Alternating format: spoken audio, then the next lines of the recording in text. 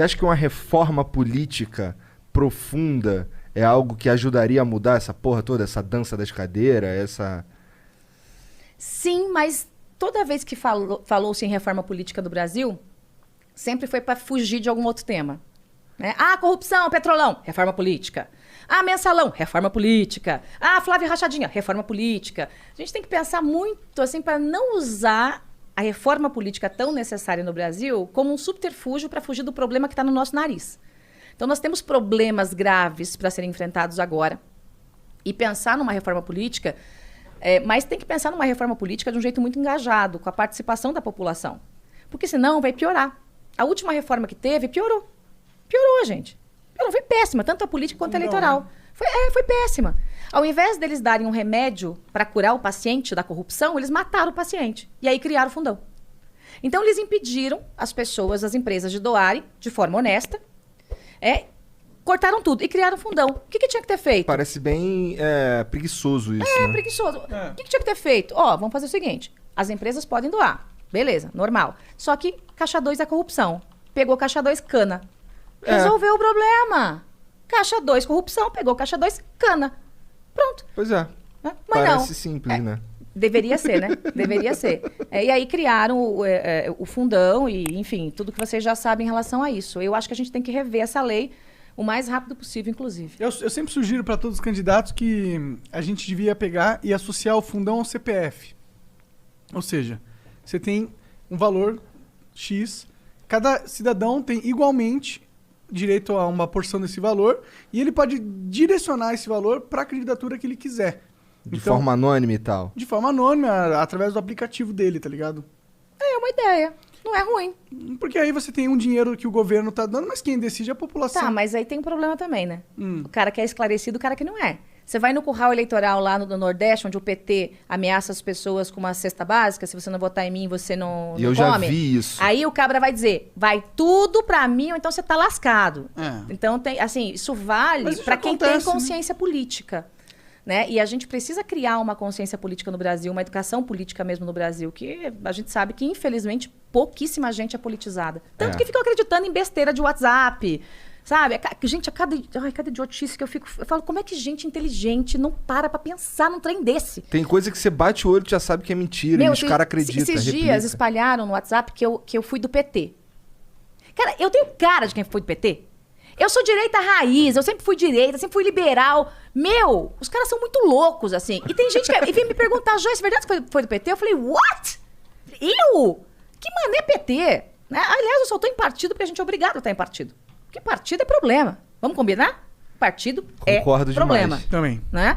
Então, assim, você tem que estar porque a lei me obriga. Aí você vai lá, escolhe o menos pior, que acredita, toma umas porradas, beleza, vai lá, né? Então... Gente, é surreal. Você apanhou muito nesse sentido? Na escolha de partidos? Meu partido é muito louco. Cara, eu tenho curiosidade. Meu partido assim, é muito louco. Como espectador da cena política do Brasil, como foi naquela época lá? Bolsonaro ganhou. Vocês estão chegando lá com energia pra caralho.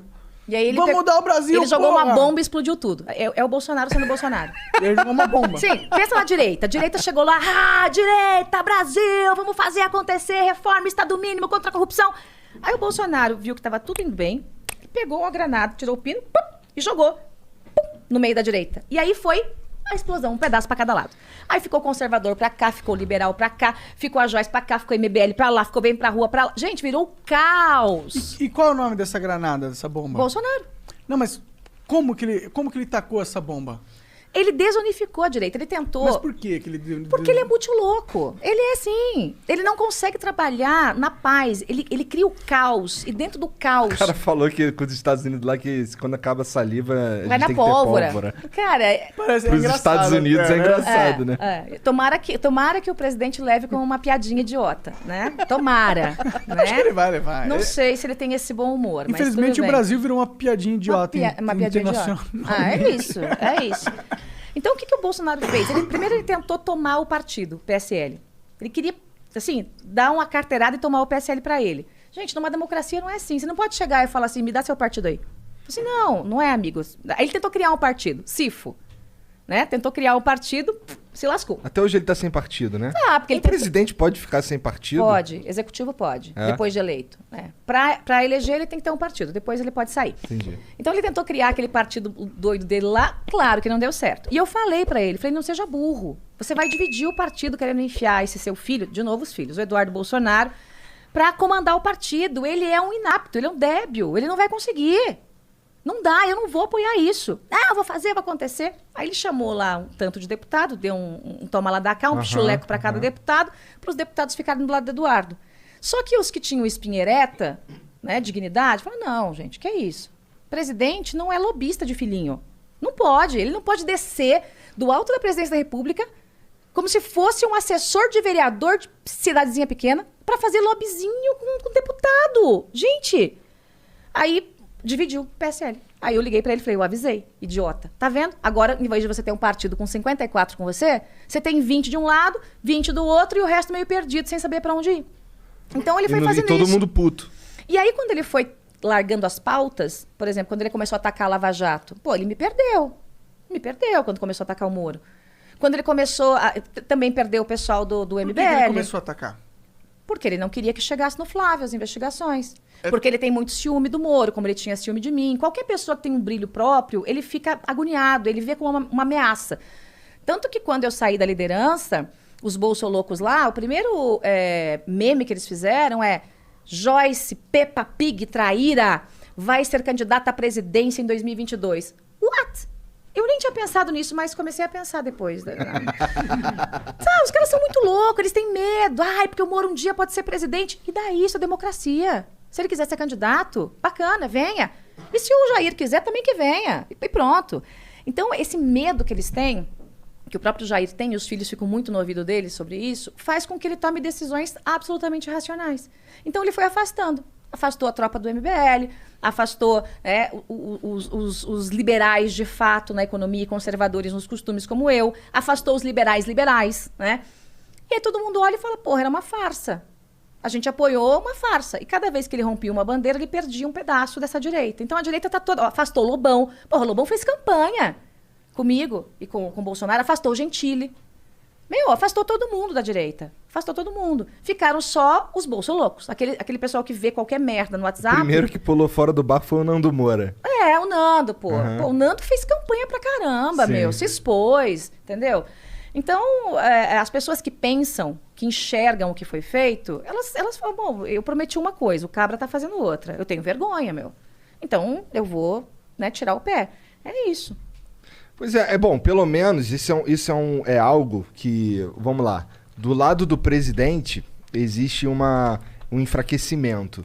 Mas eu enxergo do lado da sociedade, assim, eu vejo como positivo que temos pessoas que estão focadas na sua própria agenda, sabe? Em vez de... Não são todos bolsoloucos, como tu falou. Sim. Então, assim, pra mim, porque eu vi bastante endeusamento de outros presidentes, do Lula, por exemplo. Então, que independente do cara tá certo ou errado, tava lá a base inteira lá e tal. Então, assim, se você tá vendo que algo tá errado na sua opinião, dentro do que você acredita, e você sai daquilo ali, eu vejo isso como, sei lá, a gente tá acordando, eu acho, sei lá, a sociedade... Ou talvez a direita tá realmente se organizando, né? Porque eu acho que o que aconteceu foi que o Bolsonaro, junto com, infelizmente, o Olavo de Carvalho, meio que pegou uma direita que tava meio esquecida, tá ligado? Por causa dos... Fez ela acreditar no seu potencial. E uniu. E aí, finalmente, no Brasil, a gente tinha uma direita, né? E aí, o que acontece? Vocês ganharam, era tão forte que vocês ganharam, chegaram lá, só que aí chegaram no poder e tal. O que a gente faz com o poder? Aí, pum, quebra todo mundo. Aí dá pro Centrão, foi isso que ele fez. O que faz com o poder? Dá pro Centrão. Foi isso que ele Faz fez. o que todo mundo fez até agora, né? Cara, é surreal, Ele tem os vídeos dele xingando o Ciro Nogueira. Sim. Agora ele tá lá agarradinho com o Ciro Nogueira. Tem vídeo dele chamando o Arthur Lira de bandido. O Arthur Lira hoje é o líder do governo. É o cara que informalmente é o líder. Informalmente. Porque o formal é também do mesmo partido dele. É o Ricardo Barros, que foi ministro da Dilma. Depois do Temer também. Mas é isso. Entendeu, gente? Então é isso. Ele explodiu a direita e entregou o governo pro